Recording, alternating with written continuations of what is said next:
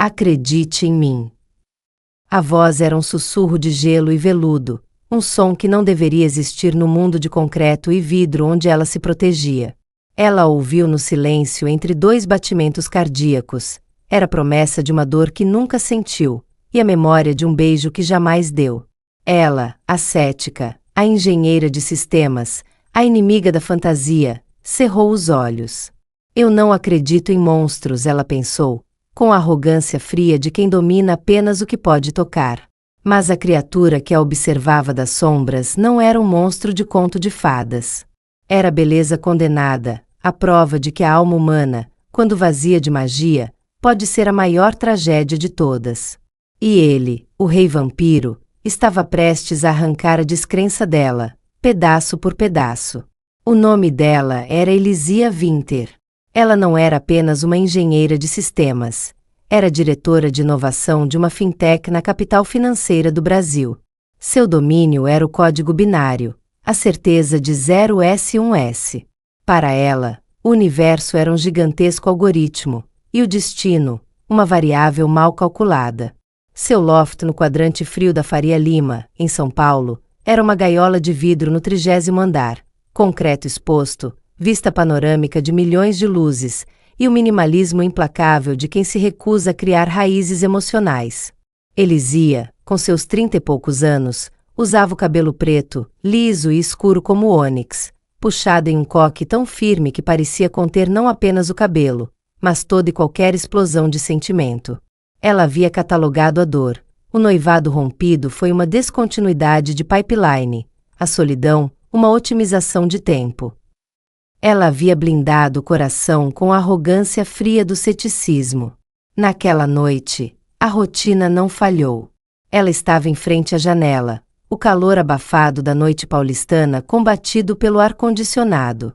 Em vez de vinho, um copo de água mineral gelada. Ela revisava relatórios de risco. O som de fundo era o murmúrio industrial e eterno da metrópole. E, de repente, veio o silêncio. Não era um corte de energia. Era um vácuo acústico que parecia sugar o som da rua, o pulsar do compressor, o eco de sua própria respiração. Uma imposição que não deveria existir no coração vibrante de São Paulo. Elysia parou de digitar, a ponta do dedo pairando sobre o mouse. O frio invadiu o ambiente, mas não o frio do ar-condicionado. Era um frio úmido, subterrâneo, o hálito de uma cripta que havia se aberto bem no meio de sua sala. Fadiga. A mente projeta, ela sussurrou, a voz sumindo. Ela forçou os olhos a vasculhar o reflexo na vasta janela que ia do chão ao teto. E então, ela o viu. Ele estava à direita, impossivelmente próximo, onde o reflexo da poltrona de design deveria estar. O homem. A fisionomia não era paulistana, era de um gótico europeu, antigo. Ele era alto, imponente, com a largura dos ombros que parecia deslocar o ar. Estava vestido em um casaco de lã escura, pesado demais para o clima, que parecia absorver a luz da Faria Lima. Seu rosto, uma escultura de mármore pálido, sem as imperfeições da vida. O cabelo, preto como veludo molhado, caía sobre a testa. E os olhos? Os olhos eram a violência silenciosa, um tom âmbar dourado, saturado de tédio e poder. Ele não a observava, ele a possuía com o olhar. Era a antítese do efêmero, a prova de que a beleza pode ser uma condenação eterna. Elysia girou, a faca de cerâmica branca que estava na bancada da cozinha instintivamente em sua mão. O espaço estava vazio. Apenas o reflexo de sua descrença pálida no vidro. Ela soltou o ar, o pânico não pela ameaça, mas pela traição da sua razão. Mas o copo de água, que estava sobre o aparador, estava vazio. E no lugar da água, havia apenas uma fina crosta de geada, o gelo que desafiava a umidade do ar. A voz veio de um lugar que não tinha corpo, um sussurro de gelo e veludo que vibrava nos ossos dela. Você está em negação, doutora Winter. E a negação é a única coisa que me permite continuar existindo em seu mundo. Elysia, a mulher dos relatórios e da lógica, não se dobrou ao medo. Dobrou-se a necessidade de entender. Identifíquese. Se você é real, prove. Se é uma falha mental, me dê as variáveis, ela exigiu, virando-se para a origem do sussurro. A figura de Lucien emergiu das sombras perto do elevador, sem um passo, sem um som de tecido. Apenas estava ali.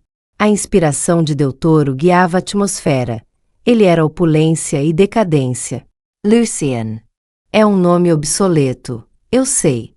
Eu sou a falha que você buscou em suas equações, a lenda que recusou-se a se tornar poeira, o último de minha linhagem. Eu sou o seu monstro, ele disse, a voz cheia de autoridade e melancolia. Ele se moveu pelo loft de Elisia, e seu movimento era um deslize não natural. Ele parou ao lado de uma estante de livros técnicos. Sua vida é uma cela elegante, Elisia. Código, vidro, silêncio.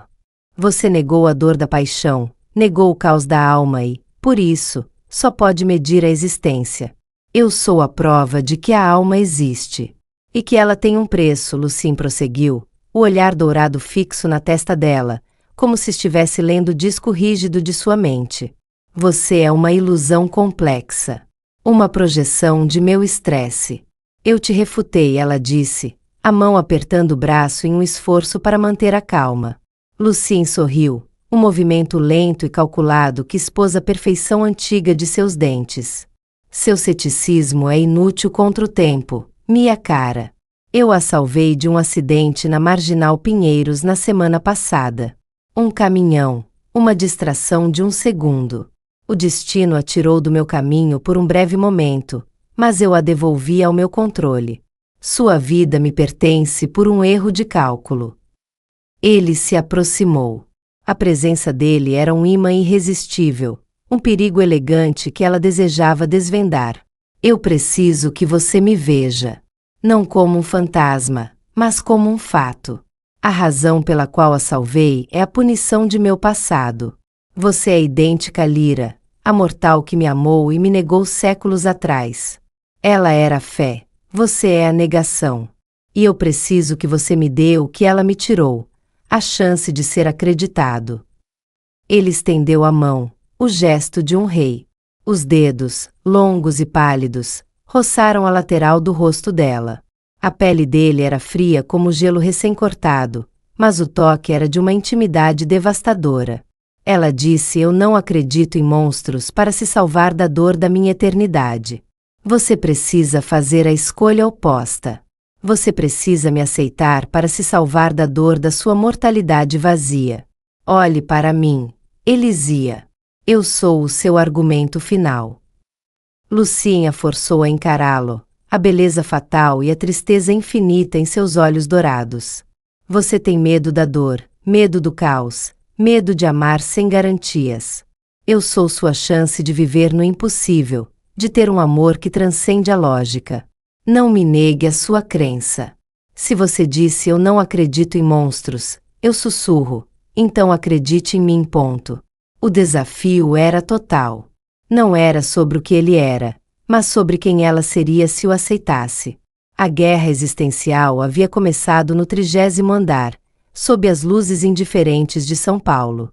A negação era a respiração de Elisia, mas a partir daquele momento, Lucien era o ar que ela se forçava a inalar. Ele a visitava todas as noites. O rei vampiro não era apenas um visitante, era uma rotina que quebrava todas as rotinas. Ele não vinha pela porta, materializava-se no silêncio, vestindo sempre a mesma formalidade antiga, como se os séculos fossem seu único traje. Eles não se beijaram, eles se debateram em diálogos que eram mais íntimos que qualquer toque. Elisia usava seu intelecto como escudo. Ela o questionava sobre a física, a entropia, a biologia de sua condição.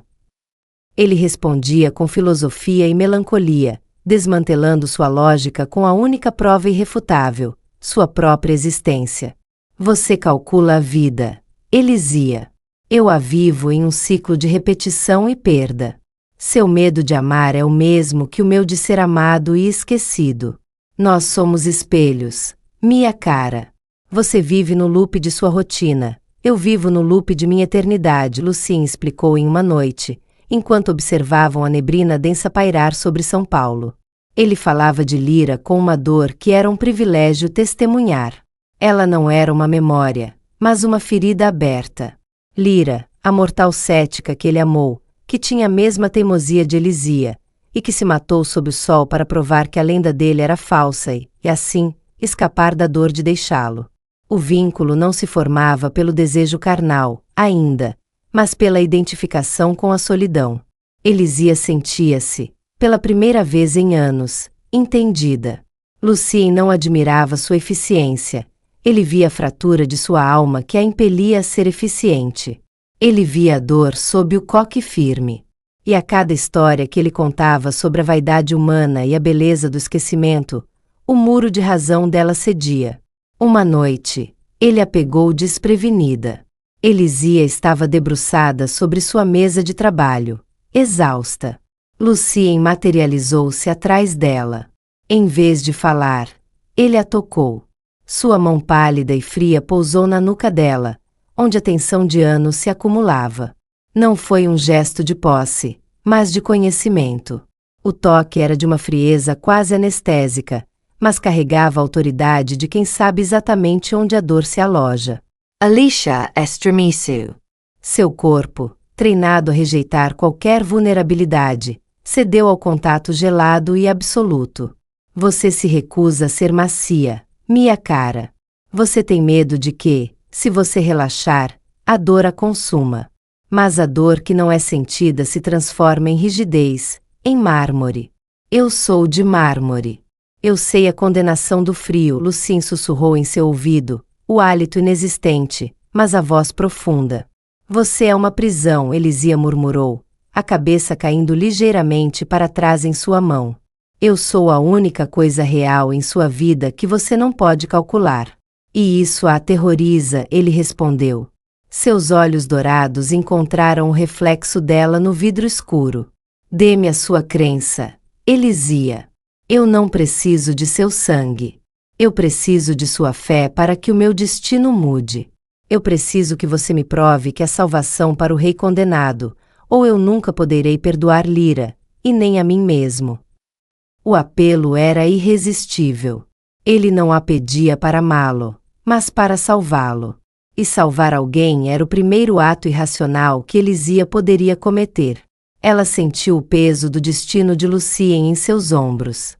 O elo invisível se consolidou.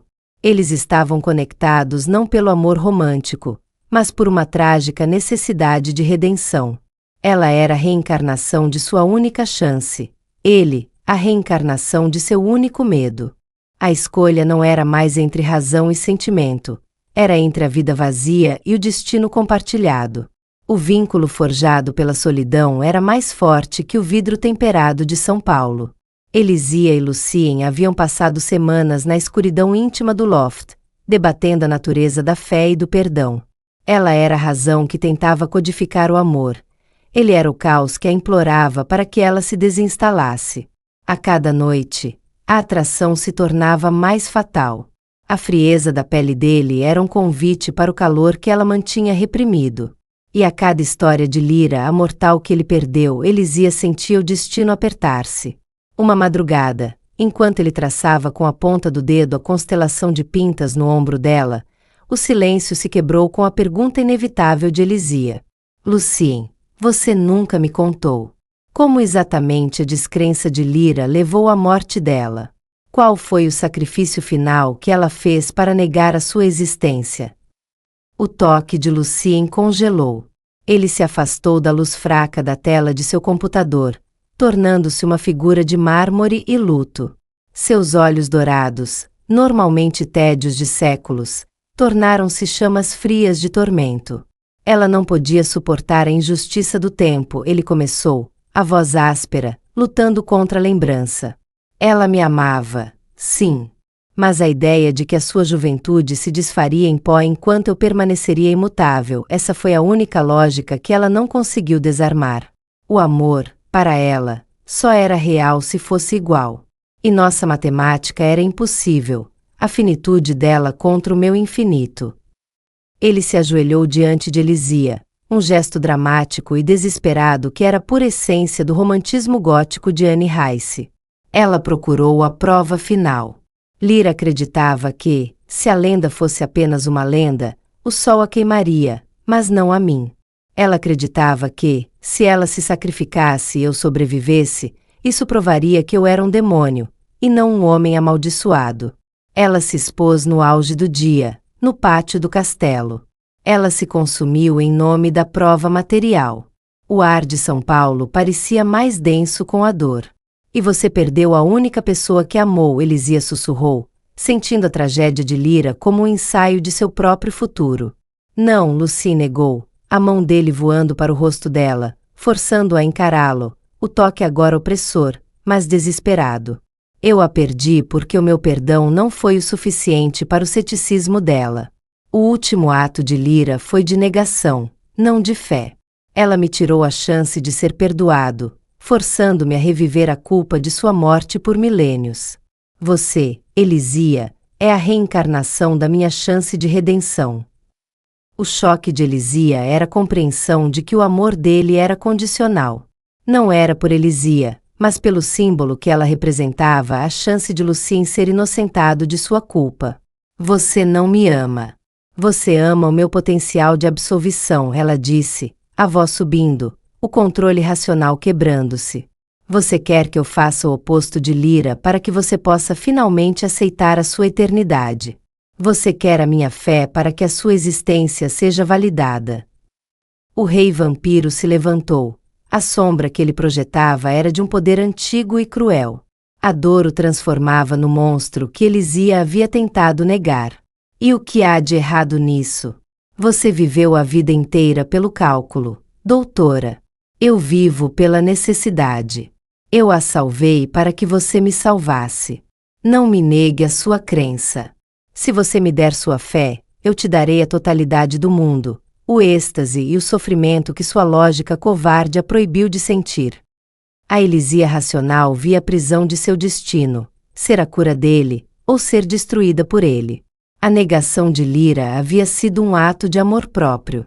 Elisia não podia cometer o mesmo erro. Ela não podia se tornar a segunda Lyra. O que você me pede é mais um algoritmo, Lucien. Eu não posso te dar minha alma como uma variável para resolver sua equação de culpa, ela afirmou, o coração batendo com uma força selvagem contra a negação. Ele avançou, e desta vez o toque não era mais íntimo, mas uma ameaça. Ele a segurou pelos ombros, a frieza cortante do casaco contra sua pele. Eu sou o seu destino, Elisia. Eu a retirei da frente da morte. Você me pertence. E o amor que exige a alma é apenas outra forma de monstro, Elisia rebateu, a frase cortando o ar como a lâmina de uma adaga. Ela usou a força da negação para se desvencilhar. Ela correu para a mesa de centro, seu olhar determinado pousando sobre um pesado cinzeiro de cristal baccarat. Eu não acredito mais no seu monstro, Lucien. Volte para a lenda. Com um grito que não era de medo, mas de libertação, ela atirou o cinzeiro contra a vasta janela de vidro. O som foi catastrófico no silêncio do 30º andar, um estrondo que parecia rasgar o tempo. O vidro temperado da Faria Lima estilhaçou-se em incontáveis fragmentos. O vento frio e úmido de São Paulo invadiu a sala com a violência de uma tempestade. Lucien a Encaru. A expressão dele era uma mistura de dor, ultraje e o reconhecimento da mesma traição final que Lyra havia cometido. Ele não gritou. Não amaldiçoou. Ele apenas desapareceu. O colapso de sua forma foi o colapso da escuridão, engolida pelo vento.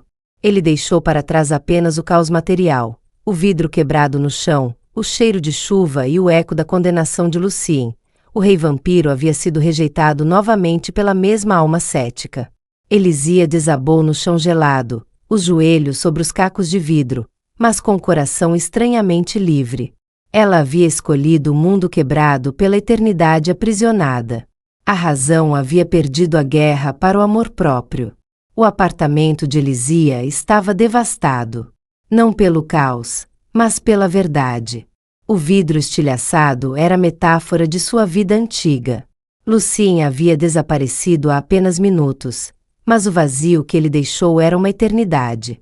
Elisia ainda estava ajoelhada entre os fragmentos de cristal, sentindo o corte gelado do vento de São Paulo que entrava pela janela quebrada. Ela havia se libertado da obsessão dele, mas havia se condenado à saudade de um amor impossível. Ao tentar se levantar, seus olhos caíram sobre um ponto específico no chão, onde o peso de papel de cristal, que ela usou para quebrar o vidro, estava caído. Embaixo dele, algo pequeno e antigo havia escorregado, um pedaço de pergaminho pálido dobrado, preso na poeira entre as tábuas do piso de madeira. Não estava ali antes. Era a única coisa que Lucien havia deixado para trás. Com a mão trêmula, Elisia pegou o pergaminho. Era leve, com um cheiro de incenso seco e tempo esquecido. Ela o desdobrou. A caligrafia era elegante, fluida, escrita com uma tinta que parecia sangue seco.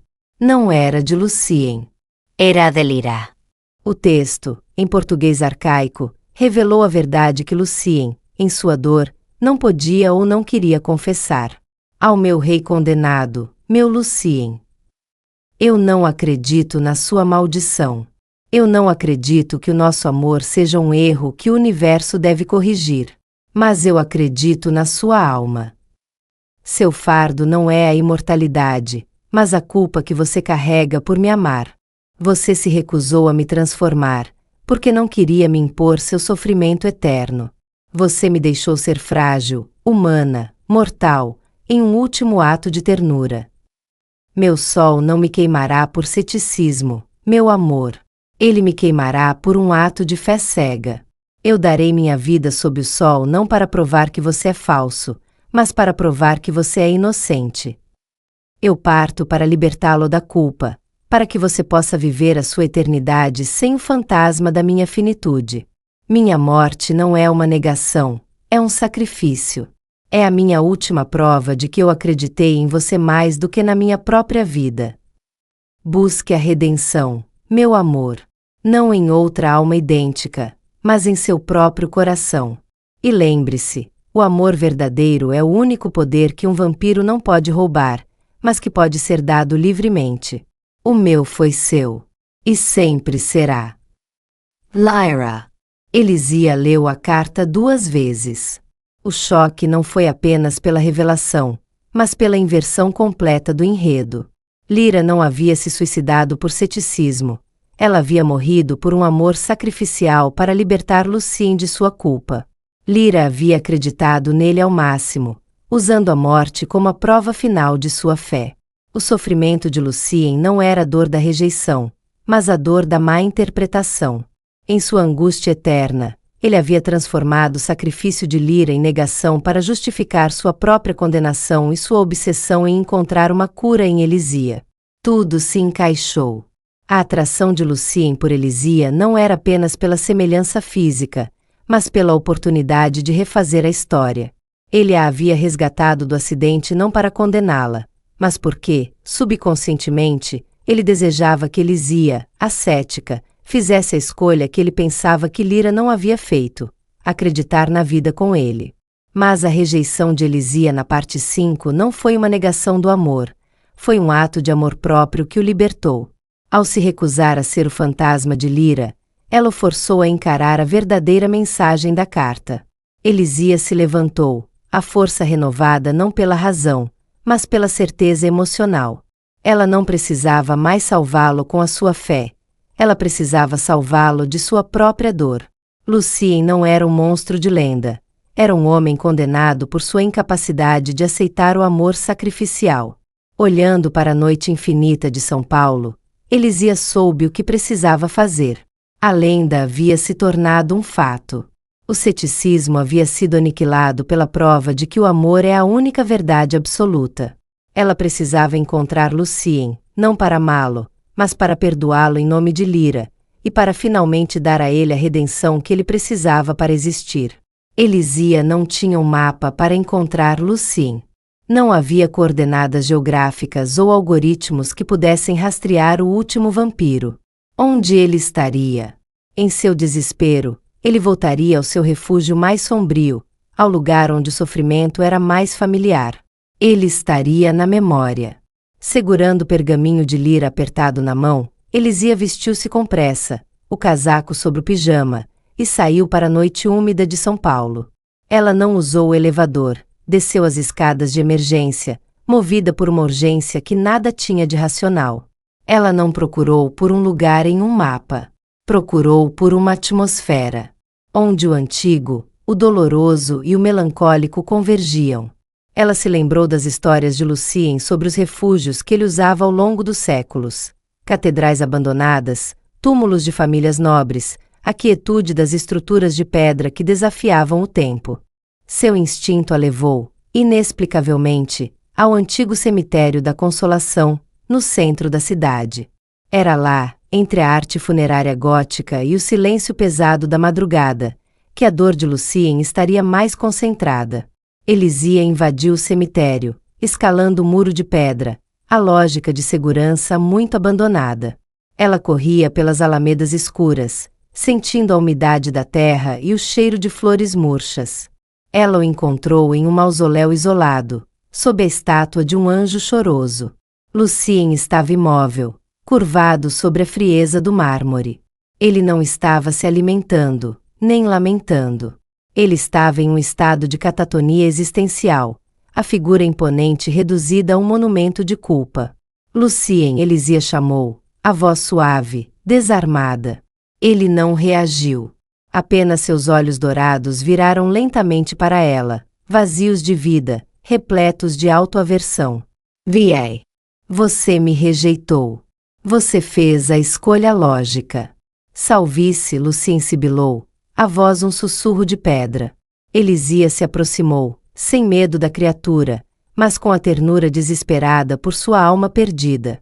Ela se ajoelhou e colocou o pergaminho de Lyra em seu colo. Você estava errado sobre Lyra. Você estava errado sobre mim, ela disse, a mão dela pousando suavemente em seu ombro, ignorando o frio glacial de sua pele. Leia a carta. Lyra não te negou. Ela te deu um sacrifício. Ela acreditou em você tanto que se sacrificou para que você pudesse se libertar da culpa. O monstro que a matou não foi o sol. Foi a sua dor, Lucien. Ele demorou a olhar para o pergaminho. Mas quando fez, a leitura foi instantânea, a escrita de Lyra queimando em sua mente. Lucien soltou um som que não era um grito, mas a ruptura de um bloco de gelo de 1000 anos. Ele dobrou-se sobre a carta, a dor da verdade finalmente mais intensa do que a dor da mentira. Ele havia vivido séculos na sombra de uma negação inventada, quando tudo o que ele precisava era aceitar o amor sacrificial de Lyra. Elisia o abraçou. Não com paixão, mas com o perdão. Ela o abraçou como uma mãe abraça uma criança ferida, como um ser humano abraça a verdade irracional. E eu te perdoo, Lucien. Lyra te perdoa. Pare de negar o amor que você recebeu. Pare de procurar uma cópia para resolver sua dor. Acredite em mim quando eu digo, você está livre, ela sussurrou em seu cabelo escuro. O calor começou a retornar ao corpo de Lucien, não o calor do sangue, mas o calor da alma. O dourado em seus olhos se acalmou, transformando-se em um âmbar profundo, com a serenidade de quem finalmente aceita a paz. Ele se afastou lentamente, pegou a mão de Elisia e a beijou, o gesto formal e eterno. Você não me deu a sua negação. Você me deu a sua fé.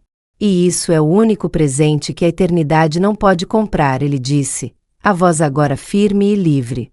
O rei vampiro a olhou, não mais com posse, mas com gratidão. Ele havia encontrado a redenção não na posse, mas na libertação. O cemitério da Consolação estava em silêncio novamente. Quando Lucien se levantou, ele não era mais o rei vampiro condenado, mas um ser que carregava o peso da eternidade com uma nova serenidade. Ele beijou a testa de Elisia, o toque agora não de posse, mas de promessa. Eu parto agora, Elisia. Não para encontrar Lyra, pois o amor dela sempre esteve comigo, mas para aceitar a minha redenção. Você me deu a prova de que a crença é mais poderosa que a lógica, ele disse. E, sem que ela soubesse como, ele a transportou de volta ao loft na Faria Lima. O vidro estava quebrado. Mas o frio não estava mais lá. Lucien desapareceu, desta vez sem o eco da dor, mas com o calor silencioso de quem finalmente aceita o perdão. Elisia não consertou a janela por semanas. O buraco no vidro era uma lembrança constante de que o caos e o impossível haviam entrado em sua vida, e a haviam transformado para sempre. Ela voltou ao seu trabalho, mas com uma diferença crucial. Ela ainda vivia no mundo dos fatos, mas agora ela sentia as falhas, as variáveis imprevisíveis. Ela havia aprendido que o amor não é um algoritmo, mas um ato de fé cega.